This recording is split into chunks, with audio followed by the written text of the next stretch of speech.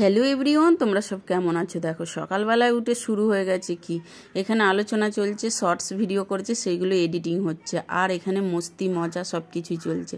কি বলবো তোমাদেরকে, আর দেখো কি ডান্স, আমার মেয়ে ডান্সটা দেখো, এত সুন্দর ডান্স করতে পারে। তোমাদেরকে আমি নিজের মেয়ে বলে বলবো না, এত সুন্দর ডান্স করতে পারে যে ও অনেক কিছু করতে পারবে, কিন্তু ও করে না। কোনো দিন দেখুনি তোমরা ভালো করে ভিডিওতে ডান্স করেছে, আর বাড়িতে যখন একা একা থাকবে ক্যামেরার বাইরে তখন ভিডিও করবে, এত সুন্দর সুন্দর, ওগুলোকে ছাড়বে না। যেগুলো ভালো ভিডিও সেগুলো ছাড়বে না।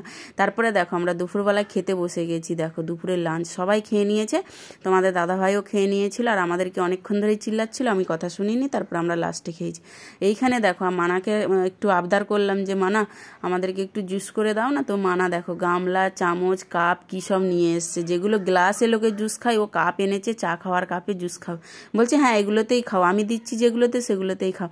তো এত মিষ্টি দিয়েছে, এটা হলো কি ট্যাংটা আইস দিয়ে গুলে চিনি দিয়ে শরবত বানিয়েছে। তো আমি কতবার বললাম যে গ্লাস নিয়ে এসো, তো গ্লাসও আনলো না। দেখো এইগুলোতে জুস দিচ্ছে, ওর বাপিকে দিয়ে দিল আর আমাকেও দিল।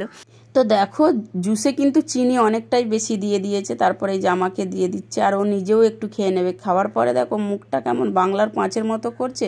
আর এখানে এত গরম থাকতে পারছি না আমরা, একদিনও বৃষ্টি হচ্ছে না এখানে, কিন্তু আগে কখনোই এরকম হয়নি। তো কি করব, এইভাবেই আছি কষ্ট করে। আর জল ছাড়া কি জীবন হয় বলো? জলই তো আমাদের জীবন, কিন্তু কিছুই করার নেই। আর মানা চলে গেছে রান্নাঘরে, আর আমি এখানে একটু দেখালাম তোমাদেরকে, দেখো কতটা চিনি ফেলেছে। তারপরে ওর দিদা মাংস ভেজে রেখে দিয়েছিল, ও সেগুলো নিয়ে খাচ্ছিল লুকিয়ে লুকিয়ে। আর এমন সময় যদি ওকে দিই খেতে তো ও খাবে না, আর এই লুকিয়ে লুকিয়ে খাওয়ার মজাটা হয়তো আলাদা। রাতে জল দেওয়া ভাত আর আলু ভাজা। তো ভিডিওটাই অবধি, টাটা।